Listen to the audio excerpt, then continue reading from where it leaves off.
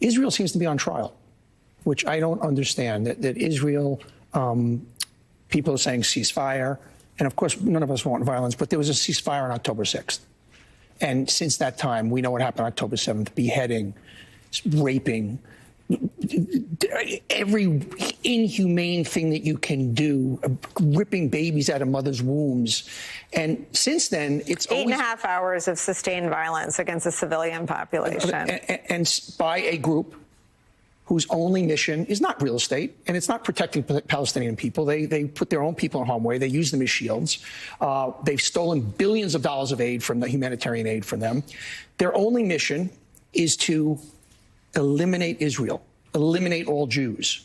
That's it. That's their mission. And yet, constantly, Israel seems to be on the defensive about explaining what they... Now, obviously, Israel has to be very careful and has got to do things surgically, but no other group goes through this scrutiny. I mean, Joe Scarborough, our dear friend, had an amazing talk the other morning where he said, can you imagine if Mexico came in and Mexico had just did the same thing to us? Would people be saying restraint, restraint? And I also wonder, this is going to bring me back to the college campuses, all the pro-Palestinian, where were the pro-Palestinian chants when Palestinians have been oppressed in other areas? How is this pro-Palestinian, or is it simply anti-Jewish and anti-Israel? Which comes back to the campus and what's happening at the same time after Jews were attacked.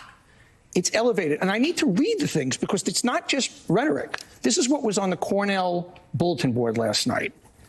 If you see a Jewish person on campus, follow them home and slit their throats. Rats need to be eliminated from Cornell. Another one. If you see another Jew on campus, if you see a pig male Jew, I will stab you and slit your throat. If I see another pig female Jew, I will drag you away and rape you and throw you off a cliff. And it goes on and on and on. There's a level of hatred.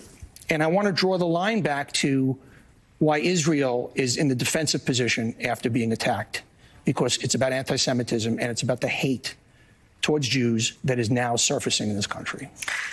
There is something that for some reason evil is not graded the same way when it's against Jews and it's against Israel. And I don't understand that. I do understand it. What is it? Anti-Semitism. There's something about that for some reason Jews as a group, as a minority, there's 15 million in the world. There would have been 250 million without the Holocaust. For some reason, since the beginning of time, and I'm actually getting upset, it's somehow okay to go after these people in a way that no other people. I'm not a history student. I just know the history. The Jews are treated different than other groups, that there's a dislike, that there is somehow that Jews being hurt or being slaughtered is different than other people being hurt, that somehow they have it coming to them. Yeah, I said it. That's what this is about. Every mother of a hostage that I interviewed said, I'm not political. I want to live in peace next to my neighbors. They didn't have political agenda. But Israelis want to live in peace. Hamas doesn't. Hamas is not fighting for peace. They're fighting for death. They don't want peace for their own people. This is just so black and white stuff. There's no gray areas here.